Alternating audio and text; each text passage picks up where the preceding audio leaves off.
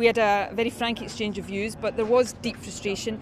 I don't know any more now about the UK government's approach to the EU negotiation than I did before I went in.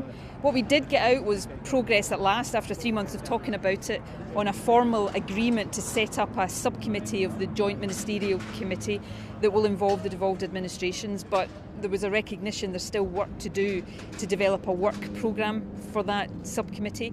We also agreed to meet again in plenary session before the triggering of Article 50.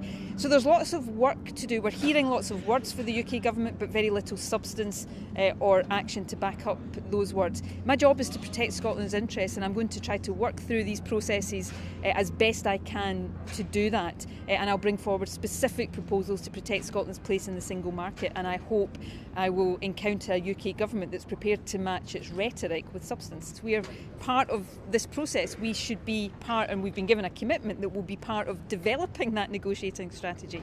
And secondly, nobody was asking the UK government to lay out in minute detail everything it was seeking to achieve, but some broad principles, some broad strategic thinking around how they turn a massive shopping list, is what it sounded like, into a negotiating strategy, I don't think was unreasonable to expect. Now, yes, I feel very frustrated. This is 4 months to the day since the result of the EU referendum, and we're only just having this meeting. So I feel frustrated because there's a lot at stake here for jobs and the economy, for investment and trade. All our businesses have things at stake here. But I'm going to continue in good faith to work through this process to try to protect Scotland's interests as best I can. What I'm not prepared to do is stand back and watch Scotland driven off a hard Brexit cliff edge with all of the implications for jobs and living standards without at least giving Scotland the option of choosing a better alternative. 62% of people who voted in Scotland in the EU referendum voted to remain. I wouldn't be doing my job if I was not seeking to protect Scotland's interests in those circumstances.